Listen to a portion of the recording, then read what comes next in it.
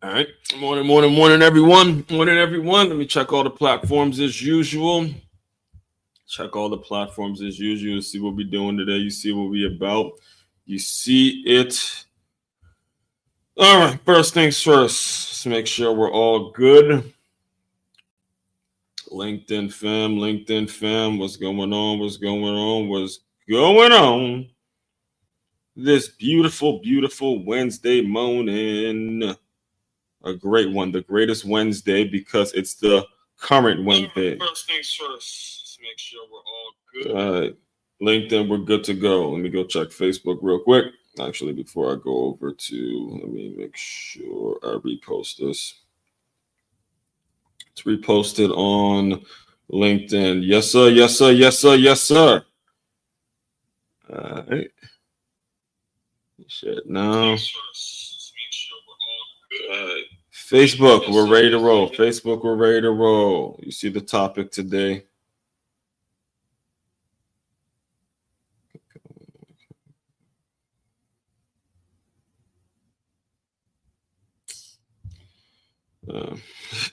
I just read a post that was like, come on, man.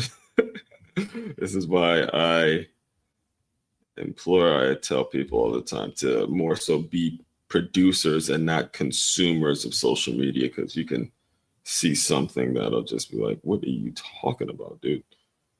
Anyway. Lately, I've learned some car accidents. All right. Welcome back.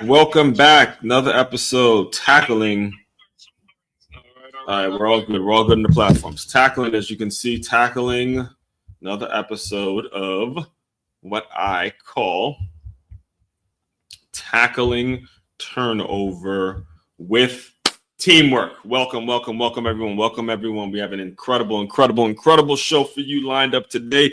Per usual, first things first, let me introduce myself to any newcomers, anybody that be new to my world. Name is Aswand Crookshank. I am your one and only Move Swiftly speaker, former Division I college football player, and current 5-time published author and educator. And what I do, what I've created, the business, everything I'm all about is taking the teamwork lessons from the football field and aligning them with businesses so they have a staff that's moving in a cohesive unit, and they have a staff that's incredibly hungry, and they know their roles, and they're constantly trying to get better and make the organization better within their particular roles. So all that being said, before we get into today's topic, let me get through some announcements. First things first, West Palm Beach, Florida. Anybody living in the West Palm Beach, Florida area, if you are interested in free boxing lessons, I put those on every 2 weeks out here in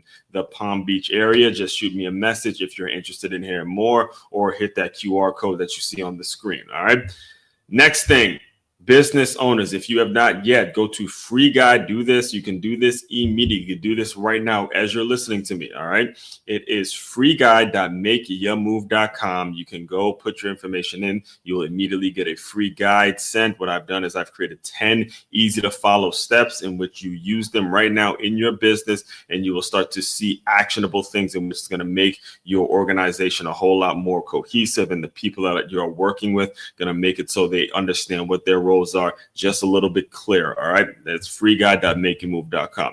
Finally, we are steadily approaching 2025, folks. The thriving in 2025. That's what I call this year's theme. All right.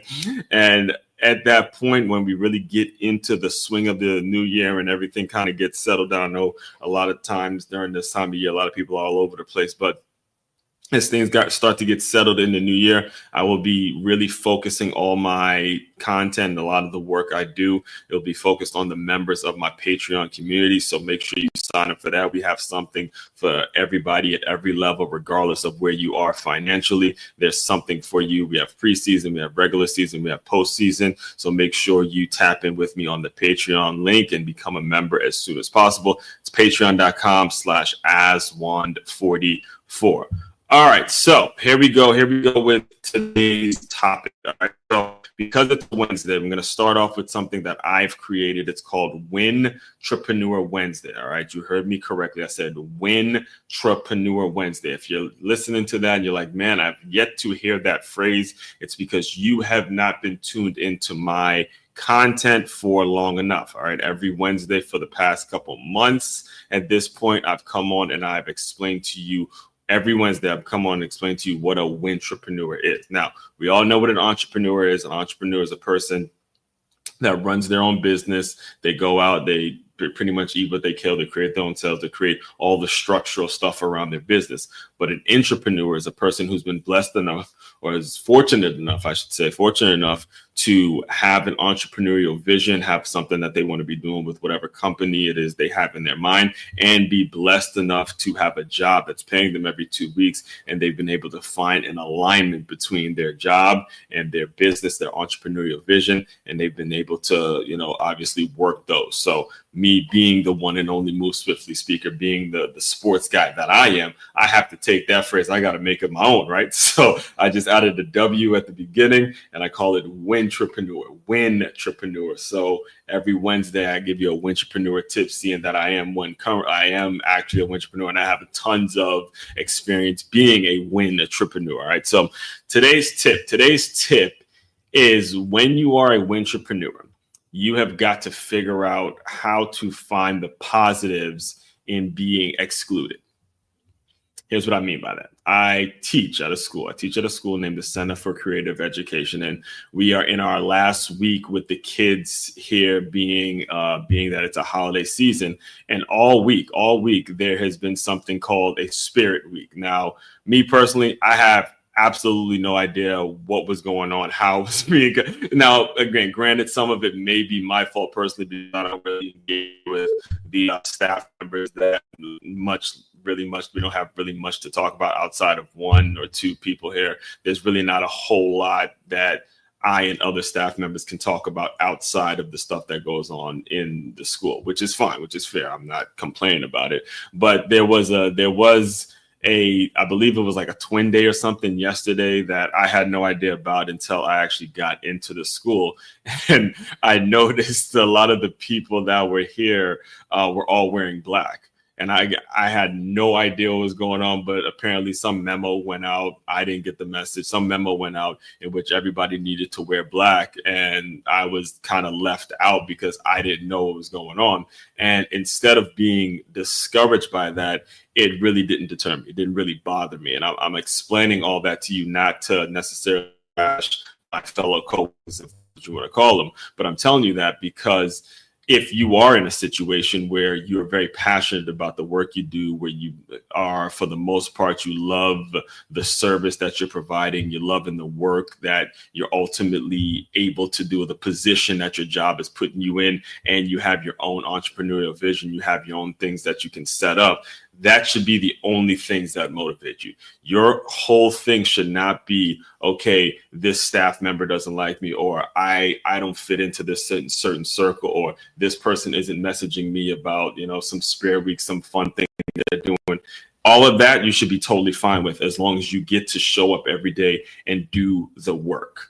So that's today's Wintrepreneur tip. And I know who my audience is. I know the people that regularly tune into my work. It's the people that are loving what they're doing, but they always are on the outside looking in, because whether they own the business that they are currently running, or they're a person who's working in the business and they want to eventually become a business owner, these are the pitfalls. These are going to be the barriers that you're going to have to break. All right. These are going to be the roadblocks. These are going to be the challenges that you're going to face as you continue to grow, excel, and pursue whatever it is you're trying to pursue. There's always going to be somebody there that is going to shrug you off, is not going to ask certain things, is not going to, be as enthusiastic about the work that you're enthusiastic about. And you have to be okay with that.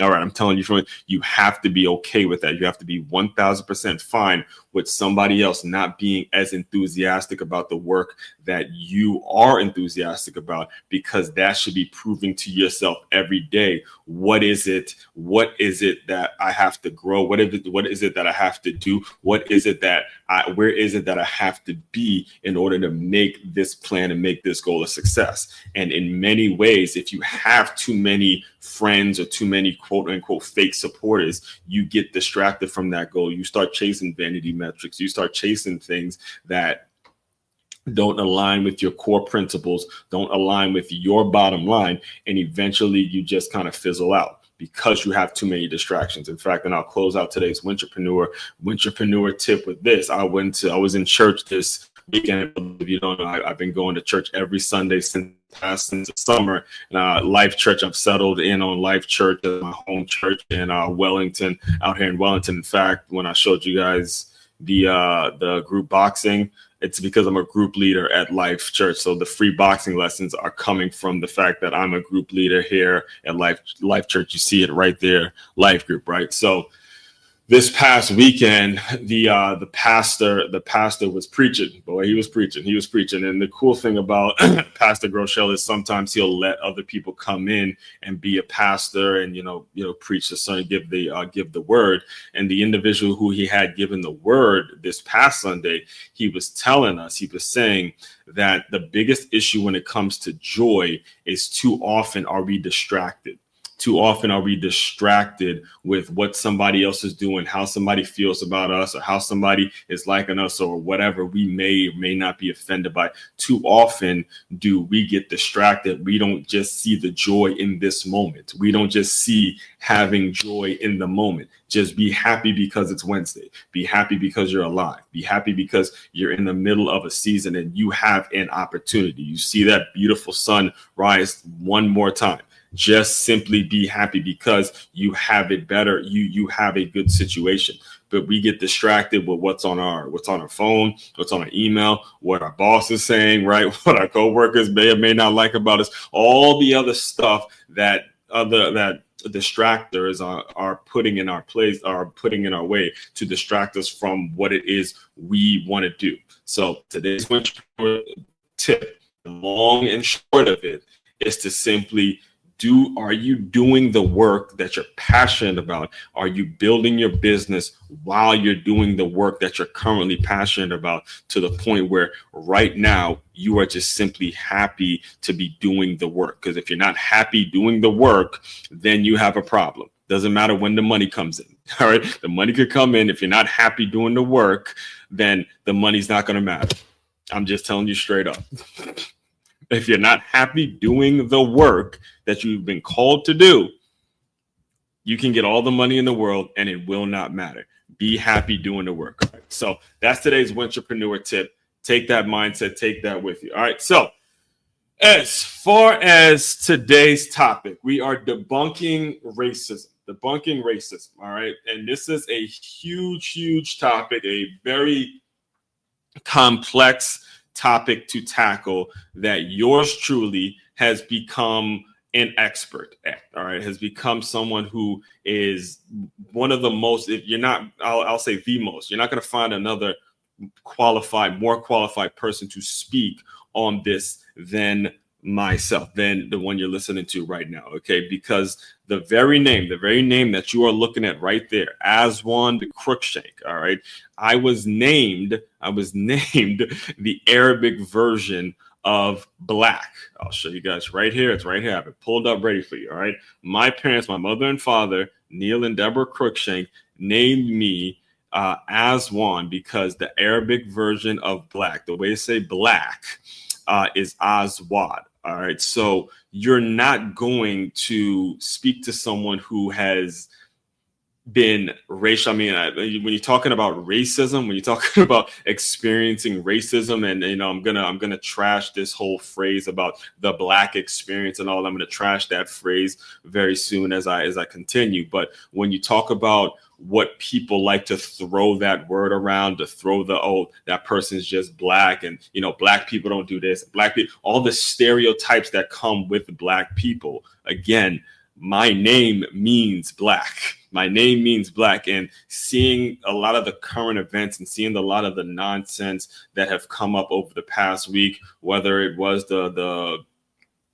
Brandon Neely situation, whether it was the Caitlin Clark situation, whether it was even the situation that just happened this past weekend with Travis Hunter and his fiance, and some of the things that they've been going through online. It is incredibly important that we get more individuals speaking about how much nonsense comes and we'll call it nonsense, not only nonsense, but the damaging effects that come when you start throwing around this term, the black experience, and using this term, the black experience, as a way of validating and giving race hustlers a bunch of ammo to continuously poison our kids. And I'll give you an example. Just yesterday, for those of you, again, some of you guys, regular listeners, you guys know this about me, but if you're new around here, I teach at the current school. I usually come in a little early so I can, record these live streams. So I teach it's a group of kids from K to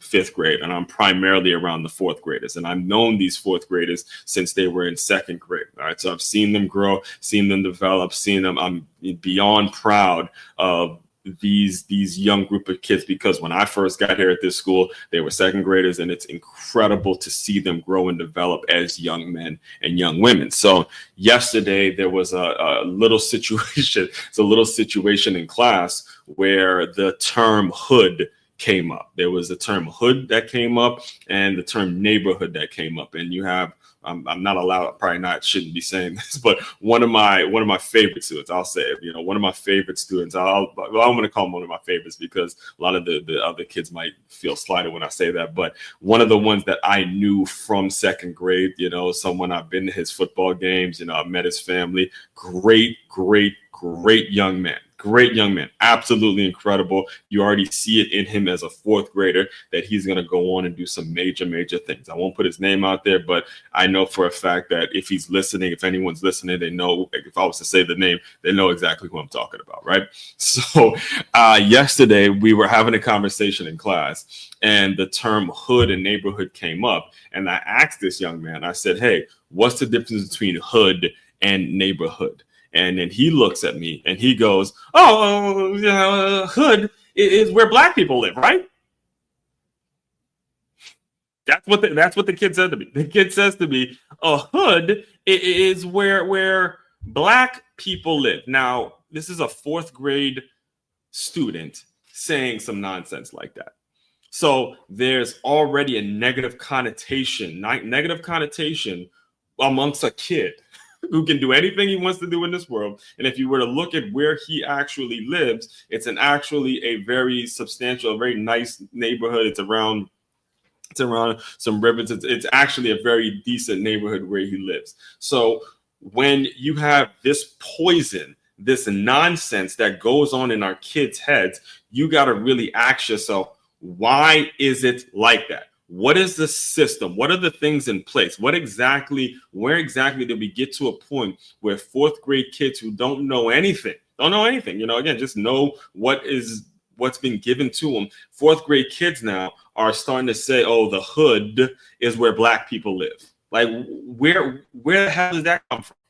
All right. So, I took me personally, because my name and because of everything I lived through, I was lucky and I was blessed enough to, as you guys can see, as I showed you in the thumbnail, lucky enough to be raised in a 2-parent household, lucky enough to have a mother and a father in the household, and it was a very structured environment. And neither one of them, okay, this is something I can give my mother and my father a ton of credit for. All right, there's plenty of things as you grow up, you can always nitpick and say, oh, mom didn't do this for me or dad didn't do this for me. Everybody has those. They have them. It's just part of life and part of growing. But the one thing that my mother and father never, ever, ever allowed, whether it's myself or my sister, to believe is that we were victims. that we were victims of our skin tone. We were they never allowed that to creep into our mind. That all that hood, and this one's from the hood, and this one's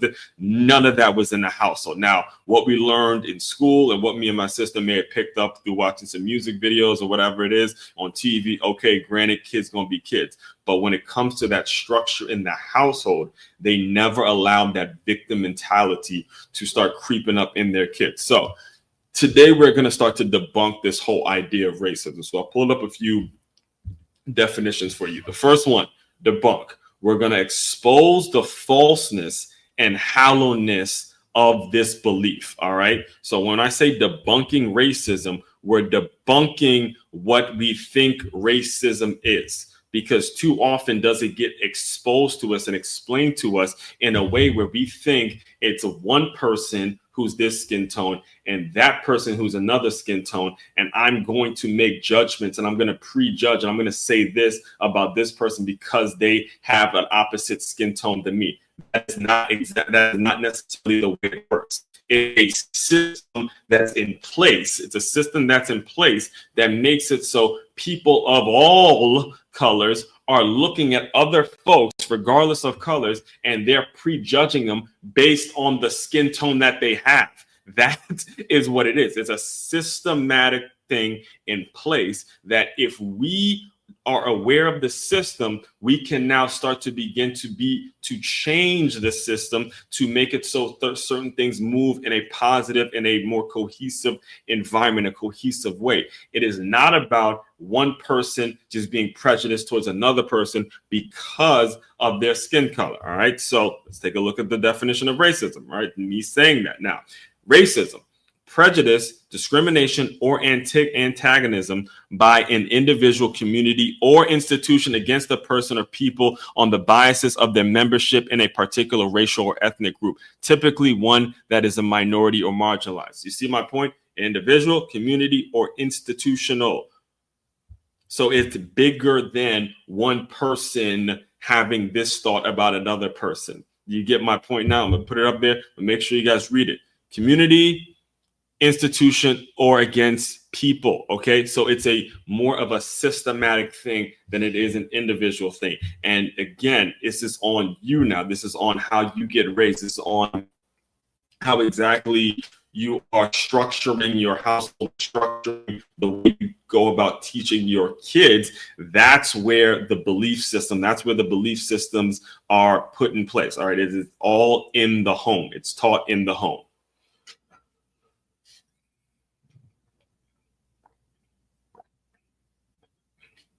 I'm gonna let it sit there. Like again, you know what? I might have to find another location because it's the second day in a row where this Wi-Fi has been acting very shaky here. So let me make sure I'm good on all the platforms because I don't like the fact that my Wi-Fi is. Let me see something here real quick. Again, you know what? I might have to find another location because it's the second day in a row. All right, so we're good there.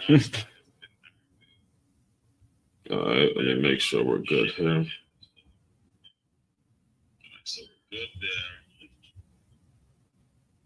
there. All right. So back to this now. As far as debunking racism, now we put it up again.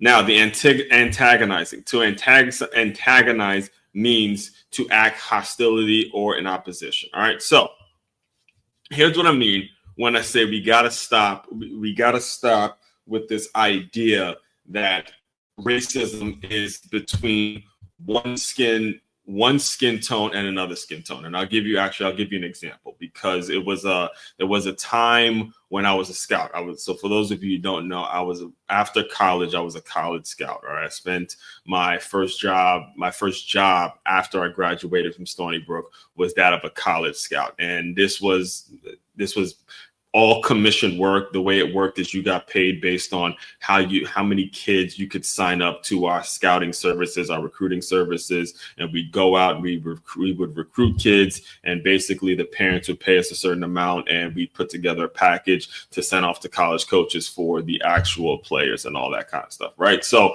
I was the only one doing this in the state of Maryland. All right. The name of the company was National Scouting Report, and there was no other independent scouts for this company that were in Maryland. So I graduated from Stony Brook, which is in New York. I get certified to be a scout with NSR. Then I move back home to Maryland, and I'm just, out there recruiting. And I'm doing this by myself. There's no other, most coaches have a staff that they can go call and they go recruit kids for a certain team. I didn't have that. I was just out there, looking at talent and then hoping that they sign up. And that was just, again, how I was able to get a foot in the door, and that's just what I was doing. So I was with them for a couple of years, about a year and a half or so, and there was finally someone else who became a scout for Maryland, because I was doing it for a couple months, like I said, a couple months at that point, and I was always kind of checking the website to see if they had brought in anybody else who was a scout for Maryland that I can maybe grab some lunch with, connect with, whatever it is. So they did. They happened. There was also another person. He had a basketball background, I had a football background. There was another person who eventually became a scout for Maryland. It happened to be a black guy. Happened to be another black guy, and I remember there was a huge women's basketball tournament in Richmond that he was going to go scout at this tournament, right? So he got there the day before. It was the whole weekend tournament. He gets there the day before, and then I get there after. Now, normally before, when I would go scout games, I wouldn't know anyone. I did it completely in the dark. I was in the dark. I wanted to go and really develop my eye for talent and see who can play and all that kind of stuff, right? So I didn't care where I was going. I would go on, I think it was like Max Preps or something like that, one of them websites where announced all the high school games and all the high school practices, what was going on. And I just go to the games with my clipboard, practice with my clipboard, and just take notes and figure out who is who. I made no judgments whatsoever. Now, this scout that I'm referring to, I can't even remember his name, but he obviously had a little more years on him. I think he coached at he did. He actually coached at a college. And the reason he took the job at NSR is because, he saw how many emails he would get from players that are looking to play in college and all that. So he left the college coaching job to become a college scout with NSR. So remember us working this tournament. We were working this basketball tournament together, and we saw this school. There was this school that was in this tournament that had it was pretty much all black girls. And there was a certain area that you could tell that they were from, right? And I'm getting ready to go, with my clipboard and, see who can play and all that. And he looks at me, he goes, "Look, they can't afford us, man." They can't afford us. So you waste your time, because this was a paid service. All right. Now, this was a black guy. This is a black guy telling me, again, someone who is coach is far more experienced than me. This was his lane. All right. This was women's college basketball was his lane. I'm more of a football guy. So I was taking his lead in terms of who I should talk to and who I should recruit and all that. I was just really taking his lead in regards to how I should go about approaching this situation. And before he even gives these girls a chance, he tells me they can't afford us. He takes 1/2 second look at them and says, "They can't afford us. Don't even waste your time." Now, here's the sad part. There's a black guy telling me this. Here's the sad part about this story. He was right. He was right. Because I remember actually being a scout and doing this on my own. And the reason it didn't work out with me at NSR is because I was willing to go recruit anybody. And I would go to certain schools. In certain areas that were predominantly black kids and black parents and black families and all that. I don't use the term black community because there's no actual such thing as a black community. So that's a word I don't use. But this was it's a group of the majority of people who were in these particular areas and in these particular schools were black. And I'd either get blown off, I'd call the parents to try to sit down with them. And the minute that they could sense that there may be a charge coming, in fact, there was one mother who didn't even let me go and sit down in the home and, at least present what it was I presented. And this is why it's a problem. Here's why it's a problem. It's a problem because I actually was doing the work. I was actually laying eyes on the kid. All right. It wasn't me just going about charging some service to somebody who can afford it. I was actually doing the job of a scout, which is to lay eyes on a kid and see if they can play, and then have the conversation about what the services may be and how you can afford it, how you can pay for it, all that kind of stuff. That's the way it should be. And the majority of people that blew me off were Black people. It didn't matter that I myself was Black and, the whole supporting Black businesses and all that. No, that didn't matter at all. The only thing that mattered was, look, he's going to charge something, and I don't even want to listen to what it is he has to say because there's going to be some money attached to it. That wasn't white people doing that to Aswand. These were Black people doing this to Aswand. All right. So when I say debunking racism, I want you guys to understand that, yes, racism exists, but it's not existing in the way in which it's normally being communicated to you from the mainstream media. Racism is a systematic way of thinking. It's a systematic way of thinking. And again, you're going to hear me repeat this over and over and over and over today. If you don't recognize when you're being moved into the system, then you will just become a part of the system, and it's going to start to get into your own type of thinking. It's going to start to bleed into your own subconscious mind to the point where you're not even realizing, hey, wait, I'm committing myself to the very problem that's making it harder and harder for people that look like me because of the system that I have subscribed to without realizing I'm a part of this.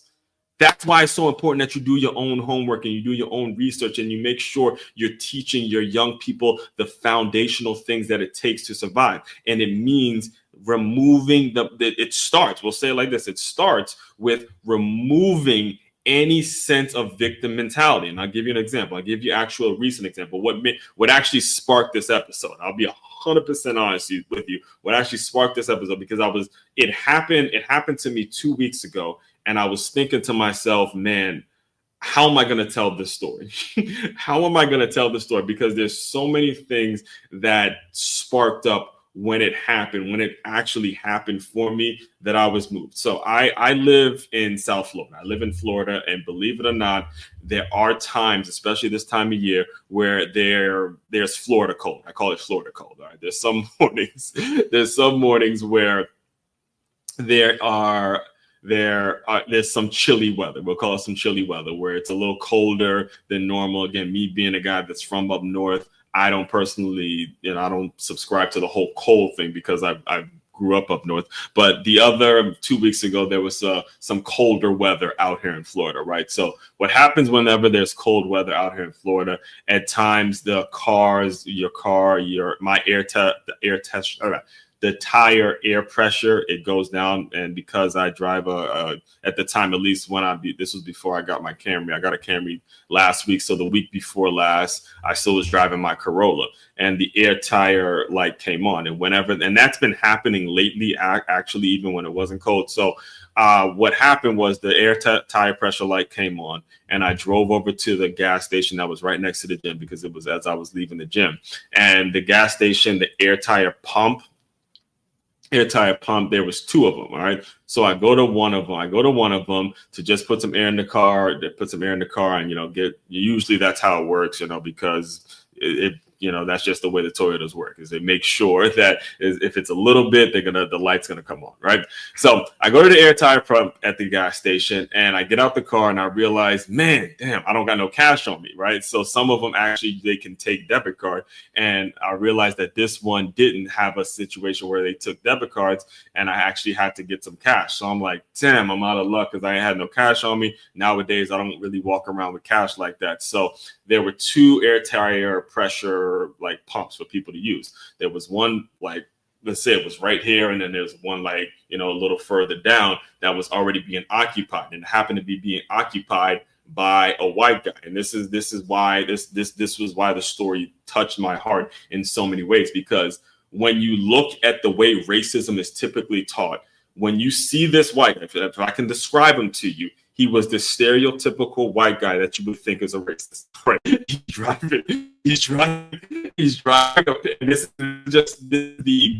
is the bullish. All right, I'm working on my swearing, but this is the bullish that too often do you feed your kids. Too often do you poison your kids with these stereotypes and with this nonsense that you put in their brain. Well, okay, that white person is racist because they look like this. Okay, so the guy who's driving the pickup truck, who's also at the other pump, right, putting air in his tire, he's white guy, tatted up, pickup truck, hat is backwards, and looks like the typical person that you would call, oh, he don't like black people. So I walk over to him. I say, hey, bro, do you know if, and I don't ask him for like money or anything like that. I just go and ask him, hey, bro, do you know if this one takes card? I just asked him that because when he's done, I'm just going to drive in and, put my card in and, get the air or whatever. And he's like, I don't even know, whatever. And I'm like, and then he asked me, he goes, oh, why, that one doesn't take card? And I'm like, nah, bro, don't take card, but I'll wait for you to be done and then I'll move up, because I actually think the one he did use the take card. So I was just going to wait for him to be done and I was going to move up. And then he goes, oh no, I think I got 4 quarters. I think I got $1 to loan you in 4 quarters or whatever. And then he goes in his car, folks. All right, he goes in his car. He stops what he's doing. This is a guy in the middle, just like me in the morning. He's rushing, he's doing whatever. He goes in his car. All right, he finds 4 quarters and hands me, a black guy, hands me for a total stranger 4 quarters. I give my $1. I go back to the pump and put it in, and I get the air in my tire. A white guy did that. Total stranger. Didn't ask for anything in return. Didn't ask for nothing. And you're going to sit here and tell me that because he looked the way he looked, or the stereotypical BS that you guys put out there, that, oh, I can't trust other white people? That's bullshit. It's bullshit. It is.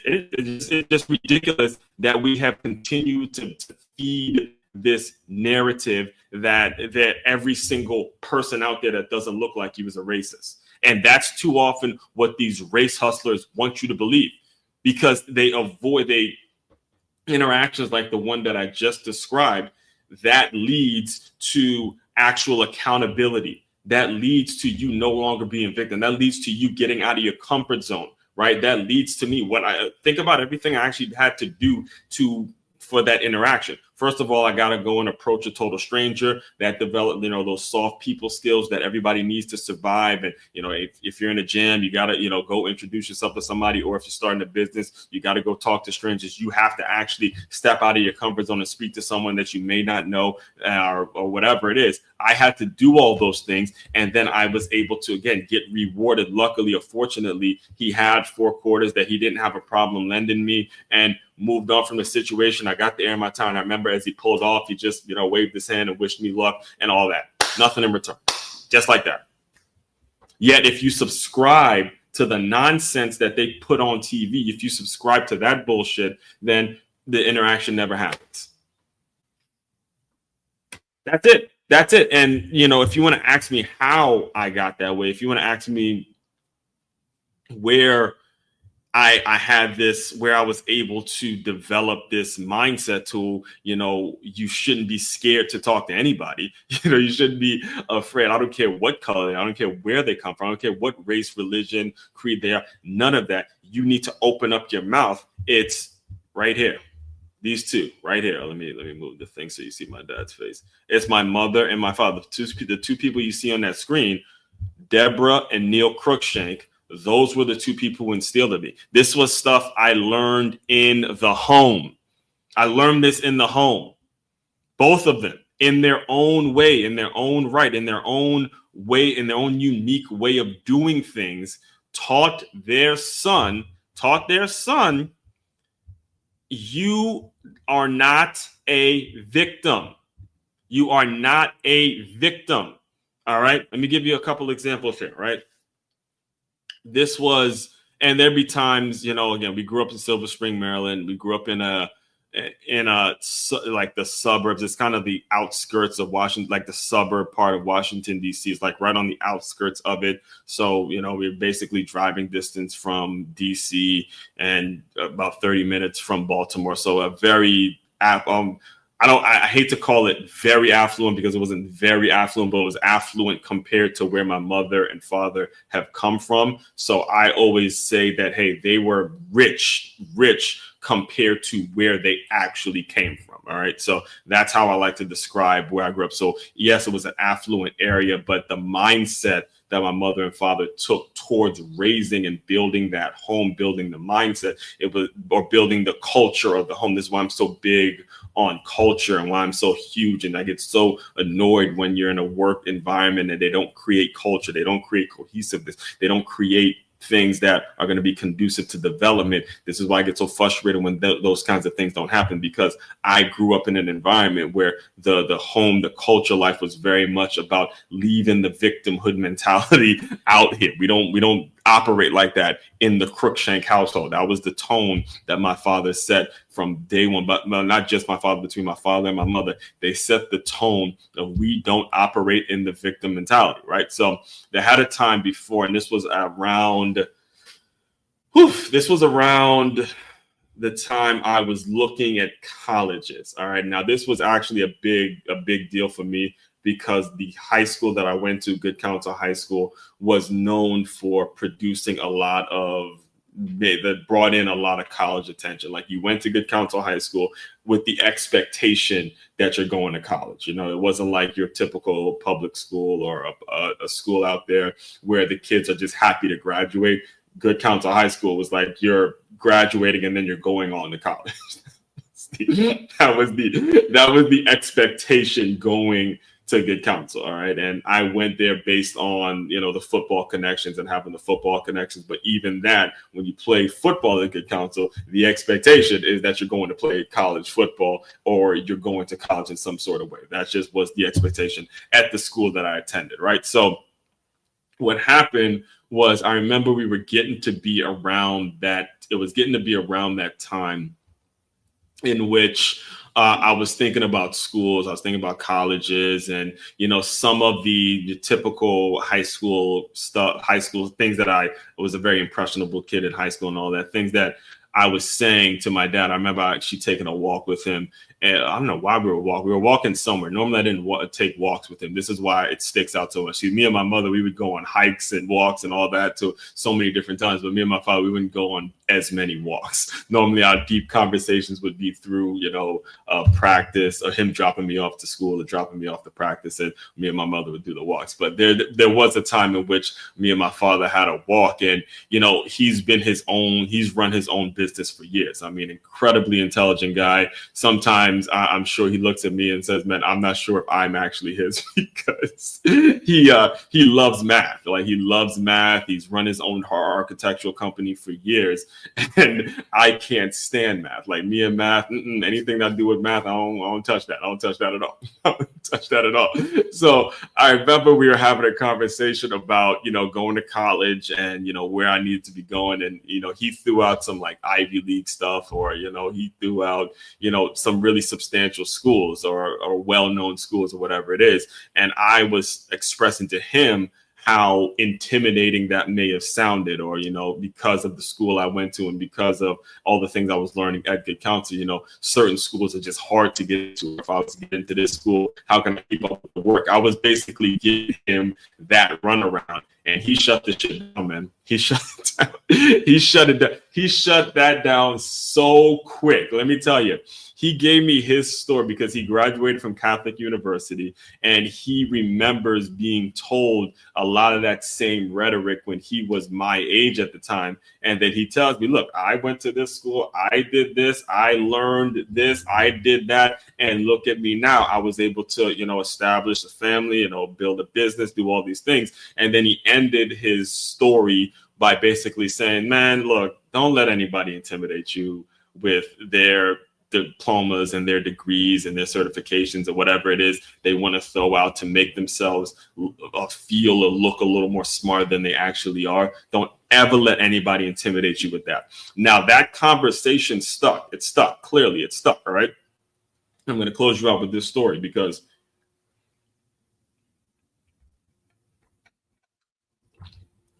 had it not been for that mentality that was instilled in me just through that conversation, I would have never actually graduated from Stony Brook.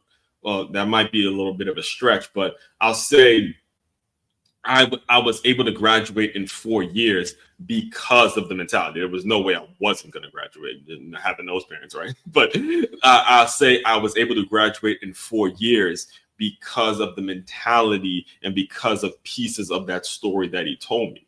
All right, I'll give you an example. So the first 3 years of college, I was on 3 different campuses. I started at Carson Newman College. I was in Tennessee, and I took a bunch of different credits and a bunch of different courses that obviously stay with you when it comes to college. So the way college works is wherever you're registered at a certain school, you'll be registered there for life, and you could always enroll in classes no matter how old you get. That's how college works, right? So registered at Carson Newman College. Next year, I went to Montgomery College, which is a community college. And then my 3rd year, I was at my dream school, which is Stony Brook University, which I wrote a book about. It's right here. I was at my dream school, right? For my final 2 years of college, right? So when it came time to for my junior year, and I was loaded with credits because I was taking credits every single year I was doing things. I was at least active in the game. I'm loaded with credits, and I'm at a brand new school, and I'm a part of this football program now, which is a Division I program. And, the taxing on the time, the amount of time for practice and meetings and everything we had to be a part of on the football team. I had to figure out how I was going to pick a major and play football at the same time. All right. So with all these credits all over the place, like here's most of the time, especially if you play Stony Brook, this is or play college football, period.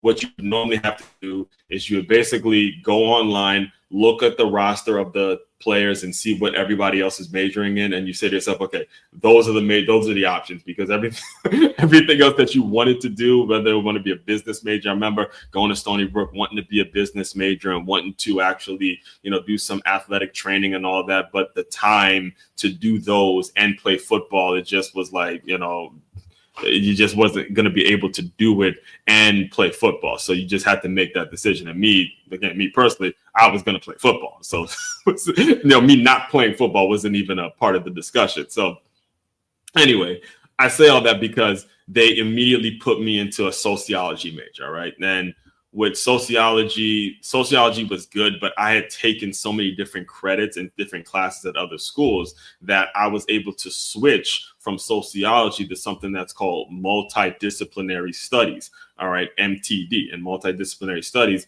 is you pick 3 disciplines and you take enough credits, and that allows you to create one major. All right. So my 3 disciplines were history, philosophy, and sociology because of the classes that I had taken previously before I got to Stony Brook, right? So what happened was most of my sociology classes was with shout out to Miss Professor Marone, all right, Catherine Marone, who I still, I could still reach out to this day, and I will always appreciate for a lifetime, because she taught not only was she a sociology teacher, but she also was like a department head for the multidisciplinary studies major as well. So what happened was I was taking one of her sociology classes because it was highly recommended. She was a very popular lady. She was a white lady too, by the way. The fact that she's a white lady is very important in this story. She was a white lady, and she was a lot of the people who taken her class before spoke very highly of her. A lot of people, oh man, you're gonna love Marone's class. I mean, people that weren't football players. I spoke to the regular students and the people on the team and other athletes and all that. Professor Marone is her. She's her. She just does a great job with the classes. So I would sit in on the lectures, right? I would sit in on every lecture. I would never skip class. I was not the kind of guy that was skipping classes. Again, if you were to meet my father and my mother, you would know. Even though I'm in New York and they're in Maryland, you would know skipping classes was a really bad idea when I had the 2 parents that I had. Even though they were nowhere, like they weren't on the college campus mentally, if I'm skipping classes, knowing the sacrifices that they made to get me here, and I'm skipping classes, man, I wouldn't have been able to even enjoy the day. Skipping classes. because mentally I would know the way my mother and father are, that like, mofo, look, we about to, I would feel like they're actually there in New York ready to bust my ass, knowing the sacrifices that they made to get me to school, and I'm skipping classes. So anyway, I say that because I wasn't skipping any of the classes, and I was in these sociology classes with Marone, and I'm paying attention. I'm just tuned in because the subject matter actually is something I'm very interested in. The subject matter of sociology and the culture and how people think and how people are living. That's what we were studying in certain, aspects of it and all that. So I was in class and being very attentive and being very interested in what was going on. However, the test was always multiple choice. The test was always multiple choice, and I would fail it. I would fail the test every single time that was multiple choice. So I remember failing it one time and going to her, and she, a white lady, just like the guy I was telling you about before, with the tire stuff, they gave me $1 at the tire shop. She, a white lady, offers me an opportunity to take an essay-based exam. And I ended up graduating because of that. It was those classes that I needed to graduate. She offers me an opportunity to take an essay-based exam, and I end up acing all of the essay-based exams. Did she have to do that? No, she didn't have to do that. And would she have done that had I not been showing up to class every single day? The answer is hell no. That had nothing to do with my skin color. Had nothing to do with the fact that the black lady gave me a break or the white lady. No, none of that. It was the fact that I was showing up to class every day, and he knew the material. So let me give him an opportunity, because I know if I give him the test in this fashion, he's gonna nail it and ace it. That's what teaching's all about. That's what being accountable is all about. That's what having some actual integrity and some character and some and an ability to say, these are the things I want in my life. You being black have nothing to do with that, or white, or Hispanic, or whatever stereotypical bullshit that you guys like to throw out there. Actually having the work ethic, having the structure in home, and deciding that this is what you're going to do with your life, conditioning your mind to go out and get it, that's what gets you ahead. I'm living proof example of it. So all the nonsense that we see online, and we see a lot of it, a lot of the Black Lives, all the stuff that they put out there to keep your kids, your people down, you have to get in the ear of these young people and remove that mentality as quick as possible, because you are losing. You're losing because there's somebody else out there who's out there removing and maybe they are victims. Maybe there's a circumstance or there's a situation in which they're part of that's not favorable to them. Maybe that is happening. They're not thinking about that. They're going about it every day as if they're not a victim, and they're just seeing what happens, and they're getting ahead of whoever is allowing the victim mentality to creep into their mind and make that to be the excuse for them not putting in the work. It's up to us to remove that mentality. Again, I'm living proof example of it. Whether it was the guy that gives me the $1 for to put air in my tire, or it's me not skipping class, showing up to class every single day because I was interested in the topic. She gives me the opportunity, folks. I didn't ask for it. I was actually going to go talk to her about maybe Paul was going to try to, work it in, because she's a female professor and this is college. So I'm like, yo, maybe I could work it in. I don't know what her situation is. Maybe she can give me a retest, maybe like a sweet talk or whatever. And she, before I even get to that, she says, hey, you want to take an essay-based exam? And she offered that to me because as she's teaching the same way as I'm teaching now, I'm seeing the students who are actually paying attention. This is the same way she was with me. I'm seeing who's actually attentive. I'm seeing who's not wasting my time. I'm seeing who I'm giving information to, and they're going and applying it, and they're getting better every day. This is why I was telling you earlier, look, the kids I'm working with primarily, I knew them when they were in second grade. And you see the growth and development in some of them. You see where in the home, okay, that's someone who's about to take these lessons, take the things that I'm showing them every day, and they about to go take over the world, B. And that's what you can do as everybody's a teacher. You don't have to have a certification. You don't have to have a title. You don't have to go to school to be a teacher. Every single person is a teacher in some way, shape, form, or fashion. It just is a matter of you taking the responsibility. You taking the responsibility to provide at the home and to explain in the home, these are the foundational pieces. And I'll just close you out with this. I'll close you out with this concept, all right? Because it was actually when I was these kids' age that my older sister approached me. She approached me in the middle of nowhere, bro. And yeah, I could bring on my sister right now, and she will confirm this story. She blindsided me when I was in elementary school and told me about racism, taught me about slavery.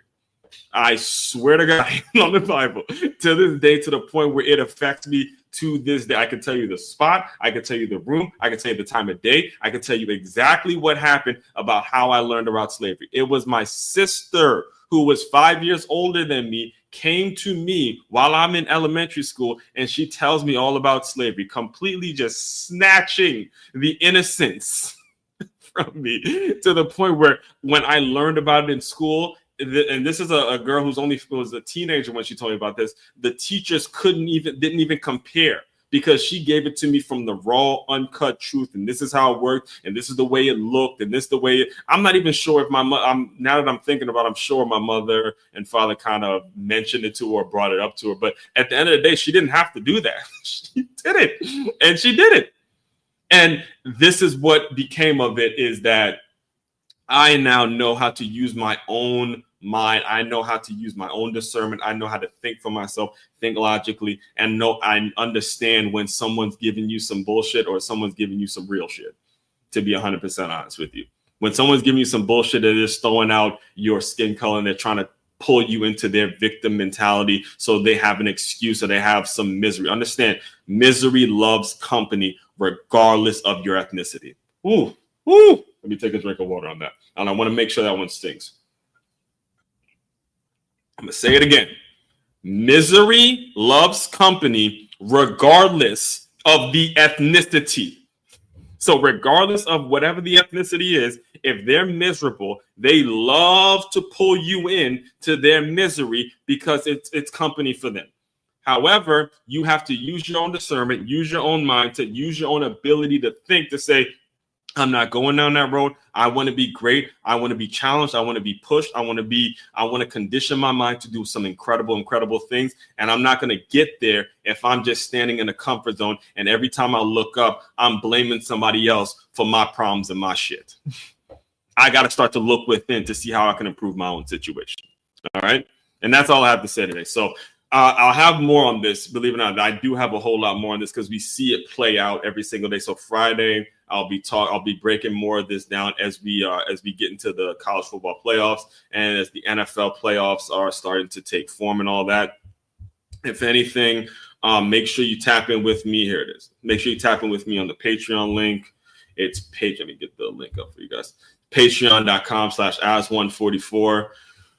Everyone out there, Aswand Crookshank, your one and only Move Swiftly speaker, checking out. You guys continue to move swiftly. We will talk more soon.